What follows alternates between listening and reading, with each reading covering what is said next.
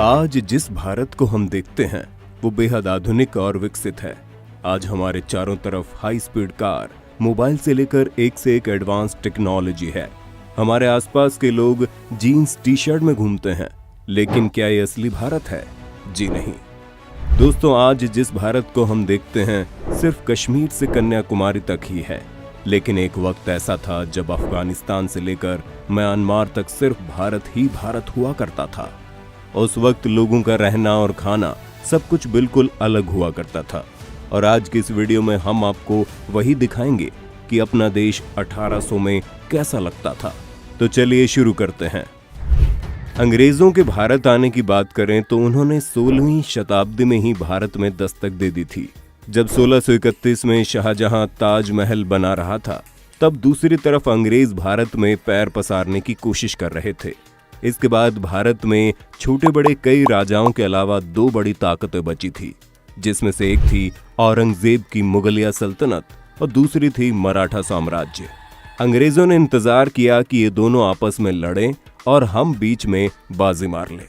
इसलिए अंग्रेजों ने कई प्रयत्न भी किए और इतने सालों बाद अंग्रेज धीरे धीरे अलग अलग जगहों पर भारत की सत्ता में आने लगे। उनके इरादों को कामयाब होने में 100 सालों से भी ज्यादा साल लग गए और फिर साल आया 1800। ये वो दौर आया था जब मुगलों की सल्तनत खत्म हो चुकी थी और ईस्ट इंडिया कंपनी के साथ अंग्रेज भारत में अपने पैर जमा चुके थे। तो चलिए दोस्तों, अब जानते हैं साल 1800 में अपना भारत कैसा था। पहनावा। ये वो दौर था जब भारत या दुनिया में भी कोई बड़ी टेक्नोलॉजी नहीं हुआ करती थी। लोग आपस में कुछ खास कनेक्ट नहीं थे। जहां आज के भारत के पहनावे पर पश्चिमी सभ्यता का प्रभाव है, वहीं उस वक्त ऐसा नहीं था। हमारे यहाँ ज्यादातर लोग धोती और गमछा पहना करते थे और बहुत अमीर लोग कुर्ता पहन लिया करते थे। बाद में अंग्रेजों की शर्ट और टी शर्ट को भी कुर्ता ही कहा जाने लगा। और तो और आज भी अगर आप उत्तर प्रदेश या पश्चिम बिहार में जाएं तो बड़े बुजुर्ग लोग शर्ट और टी शर्ट को कुर्ता ही कहते हैं। आबादी। जहां आज आपको हर जगह खूब भीड़ भाड़ देखने को मिलती है, वहीं उस वक्त ऐसा कुछ नहीं था। उस समय ज्यादातर जगहों पर भीड़ भाड़ नहीं हुआ करती थी। पूरे भारत में करीब 16 करोड़ लोग ही थे। और यहाँ पर पूरे भारत से हमारा मतलब है कि अखंड भारत, भारत जो पाकिस्तान, बांग्लादेश, बर्मा और अफगानिस्तान से मिलकर बना था। यानी जहां आज के इतने से भारत में 130 करोड़ से ज्यादा की आबादी है, वहीं इन 5 देशों के एरिया में उस वक्त सिर्फ 16 करोड़ लोग ही रहा करते थे। किसानी। उस समय भारत में बहुत ज्यादा प्रोफेशन नहीं हुआ करते थे, ज्यादातर लोग किसानी ही किया करते थे। उस वक्त भारत में मुख्य तौर पर नील, कॉटन, अफीम, गेहूं और धान की खेती होती थी, जिसे अंग्रेज ग्लोबल मार्केट में अच्छी कीमतों में बेचते थे। ये किसान पूरा दिन खेतीबाड़ी और पशुपालन करते थे और शाम को अपने घरों में आकर भजन कीर्तन और सत्संग किया करते थे। रात में जल्दी जल्दी सो जाते थे और सुबह फिर जल्दी उठ जाते थे। यही भारत के ज्यादातर लोगों का दिन भर का काम हुआ करता था। ये वो दौर था जब भारत में लाइट नहीं थी, इसलिए शाम को भजन या पूजा करने में बाधा ना आए, इसलिए दिए जलाए जाते थे। इस दौर में जातिवाद बहुत हुआ करता था। लोग अपनी जाति के हिसाब से ही काम करते थे, जैसे कि कुम्हार मिट्टी के बर्तन बनाता था, धोबी कपड़े धोता था, लोहार लोहे का काम करता था। लेकिन जब इनका भी दिन खत्म हो जाता था तो शाम को ये भी पूजा पाठ में ही लग जाते थे। शहर।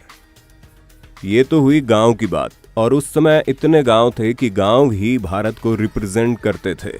शहर बहुत कम हुआ करते थे। अब करते हैं अपने देश के शहरों की बात।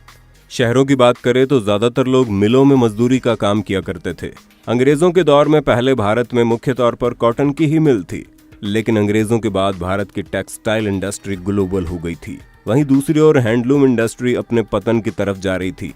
इन मिलों में हाथों से ही सारी कारीगरी की जाती थी और लखनऊ और बनारस की हैंडलूम इंडस्ट्री की धूम दुनिया भर में हो गई थी। उस समय लोगों का काम बहुत मेहनत का काम हुआ करता था, क्योंकि उस समय ना तो बिजली थी और ना ही आज के जैसी कोई आधुनिक टेक्नोलॉजी। लगभग सारा काम हाथों से ही किया जाता था। भारत में बिजली 1879 में आई थी और ये सिर्फ शहरों में आई थी। भारत के गांव-गांव बिजली पहुंचने में अभी कई और साल लग गए। 1800 से पहले भारत अपनी कमाल की कारीगरी के लिए मशहूर था।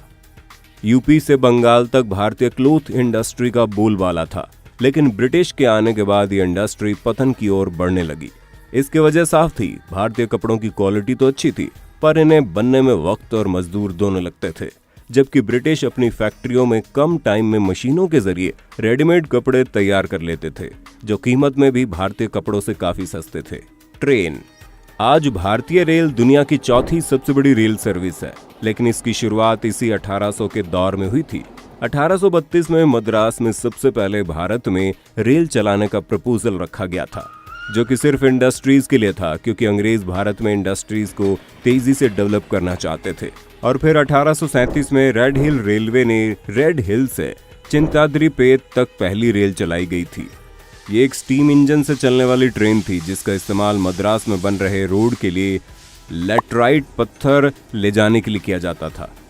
इसके बाद 1853 में मुंबई के बोरीबंदर से ठाणे के लिए एक पैसेंजर ट्रेन भी शुरू की गई।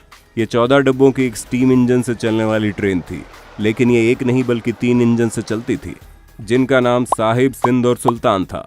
इस ट्रेन को ग्रेट इंडियन पेनिनसुला रेलवे चलाता था। ये ट्रेन 1676 mm यानी कि 5 फुट 6 इंच गैप वाली पटरी पर चली थी, और आज तक हमारे देश में यही स्टैंडर्ड फॉलो किया जा रहा है। इनकम। अगर इनकम की बात करें तो उस वक्त जहां भारत में अंग्रेज बहुत अच्छे पैसे कमा रहे थे, तो वहीं भारतीयों की हालत दिन ब दिन बदतर ही होती जा रही थी। एक डाटा के मुताबिक सन 1800 के आसपास एक यूरोपियन क्लर्क की सैलरी 40 पाउंड थी, और वहीं एक आम इंडियन की तनख्वाह 40 गुना कम थी। अब इस बात से आप अंदाजा लगा सकते हैं कि भारतीय किसानों की क्या आय उस वक्त रही होगी।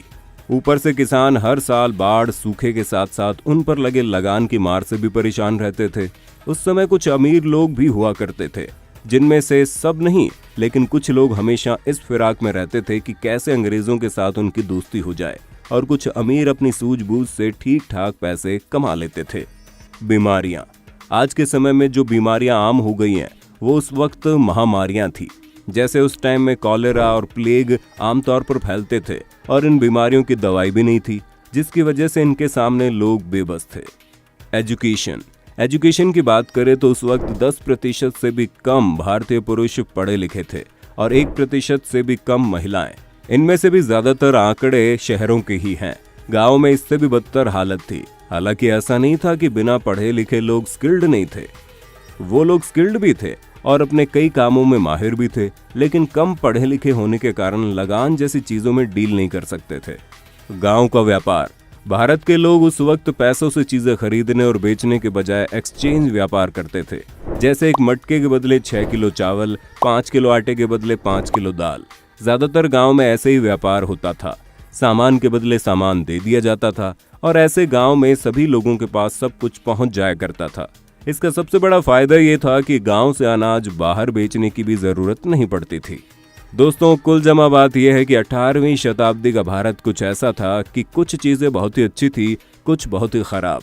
मकान बेशक कच्चे थे, मगर लोग उस वक्त अच्छे थे। लालच और धोखेबाजी जैसी चीजों से लोगों का उस वक्त कोई वास्ता नहीं था। आपको क्या लगता है उस वक्त के भारत की कौन कौन सी चीजें हैं जो आज के भारत में भी होनी चाहिए? हमें कमेंट करके बताइए। अगर आज की ये वीडियो आपको पसंद आई हो तो इसे लाइक करने के साथ साथ अपने दोस्तों और रिश्तेदारों के साथ शेयर जरूर कर दें। अगर आप ये वीडियो YouTube पर देख रहे हैं तो चैनल को सब्सक्राइब करके बेल आइकन दबा दें, और अगर Facebook पर आप ये वीडियो देख रहे हैं तो Facebook पेज को जल्दी से लाइक करें।